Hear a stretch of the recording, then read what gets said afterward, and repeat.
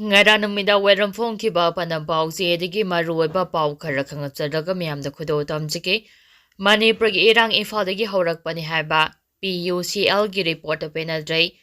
PUCL gi mathak da thigat kadavani khuraijam athauba Human Rights Defender ne hajaba sing ashigi mathak ta kupna thigat kadavani MP Shana Zawale Simba Manipur gi irang Imphal de gi horak pani haiba People's Union for Civil Liberties PUCL gi se nava report ta miyam penadrei maikai kayadagi makhoigi mathakta thigatnaba phongdoknarakpaga loinana nama khakta yenglaga phongba report ni haba maral sirakle People's Defense for Civil Liberties PUCL gi Tribunal ama Manipur crisis ki matangda marik chumdaba amadi tangkhai lanba report ama pothorakpagi damak PUCL gi mathakta specific phurup chathagadabani haina kokomegi convener Khuraijam Athaubana demand tawre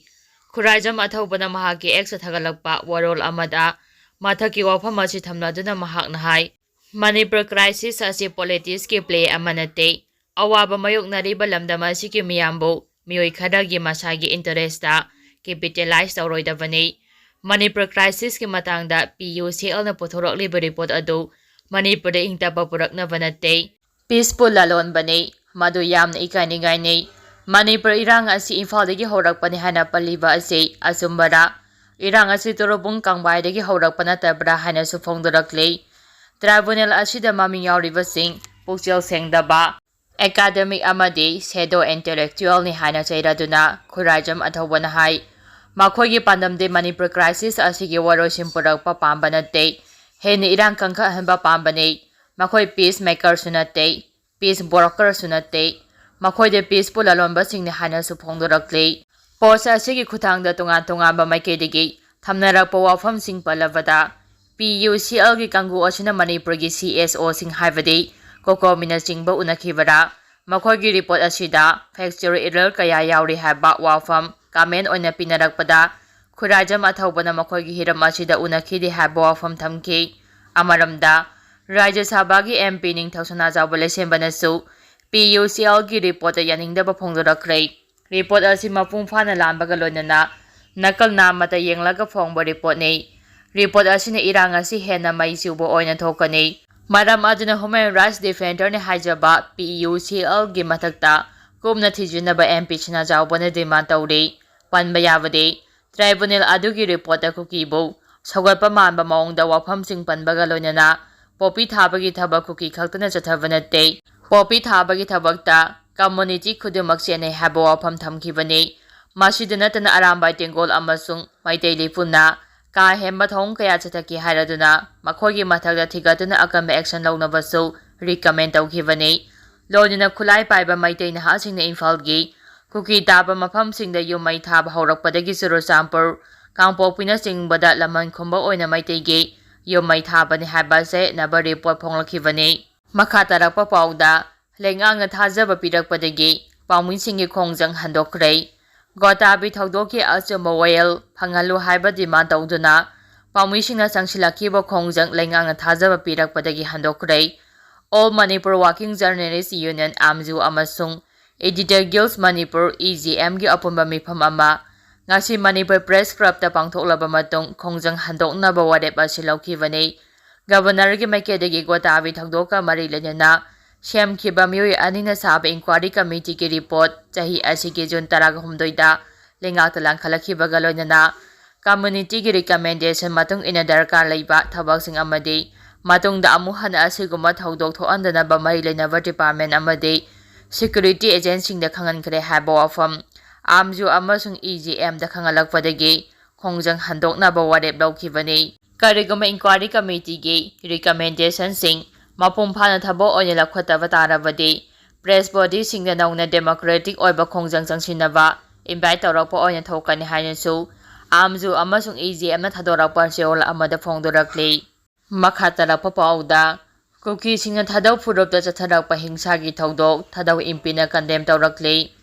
Kuki church amadi CSO sing yauna Kuki group singna Thadou tribal Christian community da chatharakliba hingsa ge thoudok sing Thadou MP Manipur na condemn tawrakle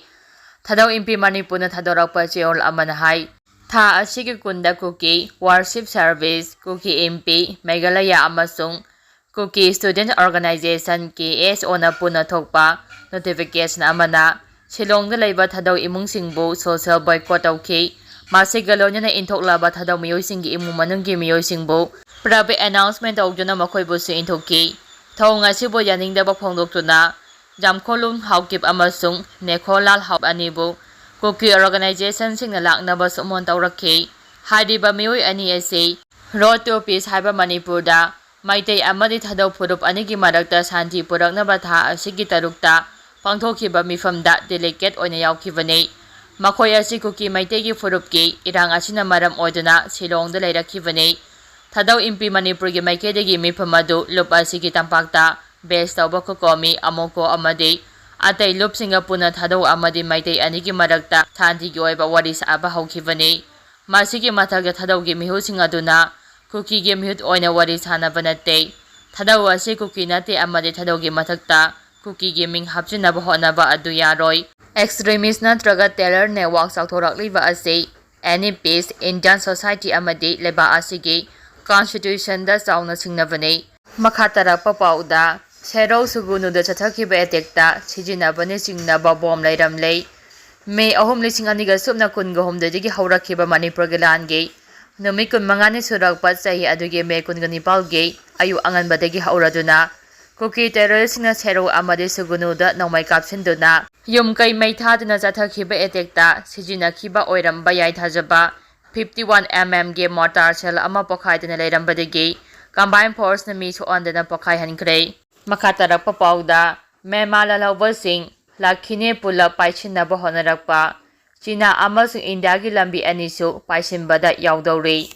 Myanmar gi nongchup thangbada Bay of Bengal ga tainana leiba Rakhine State Myanmar gi lawba Arakan Army na pula paisinaba honaraktuna ayamba saruk paisilakpada Sakti da ohongba lakpaga loinana regional geopolitics su ohongba ama lakpagi fibamda leide Myanmar gi tongan-tonganba mafamsingda military junta na makhoigi khongpham chepna leptuna ngak senduna leirabasu Bangladesh ka tainana Bay of Bengal mapanda lairiba yamna maru oiba mafam Lakhine State gi township taragatare ki manungda taragamari de Arakan Army AA na paisingkre Rakhine State ki ayamba saruk paisinbada natana lemhauriba atai mafamsingsu paisingani haina Arakan Army na asa taure paisingani haina wasakliba atai mafamsing asida India gi yamna maru oiba road project ki saruk oiriba Rakhine State ki konung sitawe amadi thau amasung gas pipeline sing leitabada natana China gi wet and road initiative ki saruk ama oiriba